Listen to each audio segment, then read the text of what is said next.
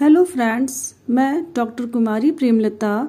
हमारा आज का टॉपिक है sources of ancient Indian history, लौकिक साहित्य या धर्मोत्तर साहित्य।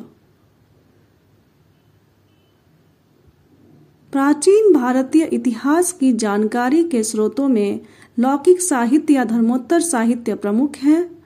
लौकिक साहित्य या धर्मोत्तर साहित्य के अंतर्गत ऐतिहासिक एवं अर्ध ऐतिहासिक ग्रंथ एवं जीवन चरित आते हैं, जिनके द्वारा प्राचीन भारत के विषय में राजनीतिक, सामाजिक, सांस्कृतिक स्थिति की महत्वपूर्ण जानकारियां प्राप्त होती हैं। धर्मोत्तर साहित्य या लौकिक साहित्य से संबंधित महत्वपूर्ण ग्रंथ निम्नांकित हैं। कौटिल्य का अर्थशास्त्र। धर्मोत्तर साहित्य में सबसे महत्वपूर्ण ग्रंथ कौटिल्य का अर्थशास्त्र है। अर्थशास्त्र भारत का सबसे प्रथम राजनीतिक ग्रंथ है। इस ग्रंथ की रचना चंद्रगुप्त मौर्य के प्रधानमंत्री एवं भारत के महान राजनीतिज्ञ कौटिल्य ने ईसा पूर्व 4वीं शताब्दी में की थी। मौर्यकालीन भारत के इतिहास की जानकारी का यह प्रमुख स्रोत है। यह 15 अधिकरणों या खंडों में विभक्त है।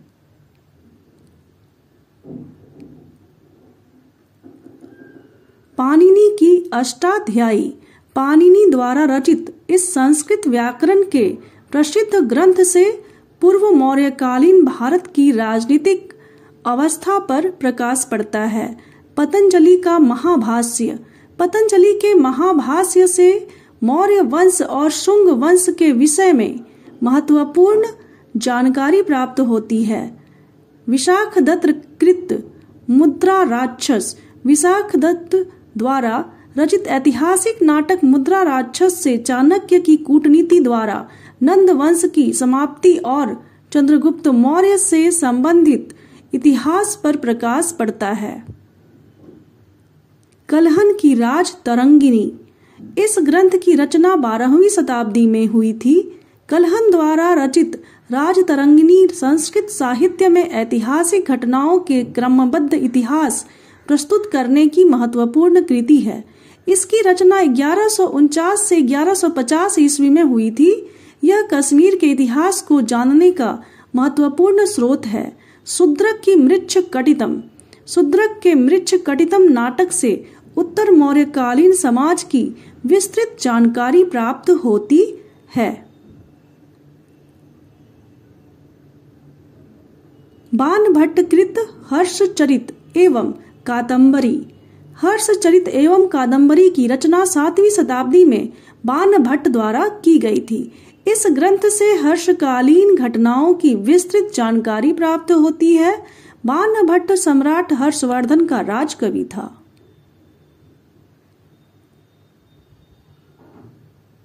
कालिदास। कालिदास कृत मालविका अग्निमित्रम नाटक से शुंग शासक पुष्यमित्र शुंग और यवनों के मध्य संघर्ष के विषय में जानकारी प्राप्त होती है। कालिदास के अभिज्ञान शाकुंतलम ग्रंथ से गुप्तकालीन तथा मध्य भारत के सामाजिक एवं सांस्कृतिक जीवन की झलक मिलती है। महाकवि कालिदास के अन्य ग्रंथ हैं ऋतुसंहार, रघुवंशम, कुमार संभवम, मेघदूतम इत्यादि। अन्य साहित्यिक रचनाएं। गार्गी संहिता, जिसमें ज्योतिष का ग्रंथ है। यह यवन आक्रमण का उल्लेख भी इसमें प्राप्त होता है। पाणिनि रचित अष्टाध्यायी, कामंदक रचित नीतिसार, सोमदेव रचित कथा सहित सागर, क्षेमेंद्र रचित बृहत कथा मंजरी, संध्याकर नंदी रचित रामचरित, हेमचंद्र रचित कुमारपाल चरित, विष्णु शर्मा रचित पंचतंत्र, राजशेखर रचित प्रबंध कोश। विशाखदत्त रचित देवी चंद्रगुप्तम, विल्हन रचित विक्रमांक देवचरितम, वाक्पति राज रचित गौड़वाहो, वात्स्यायन रचित कामसूत्र, मेरुतुंग रचित प्रबंध चिंतामणि, जयानक रचित पृथ्वीराज विजय, चंद्रबरदाई रचित पृथ्वीराज रासो, पद्मगुप्त रचित नव साहसांक चरितम, सोमेश्वर रचित रासमाला, कीर्ति कौमुदी। संगम साहित्य ऐतिहासिक स्रोत के रूप में तमिल साहित्य भी प्रमुख रहा है। इसे संगम साहित्य कहा जाता है। संगम साहित्य का काल ईसा की प्रथम 4 शताब्दियों तक माना गया है।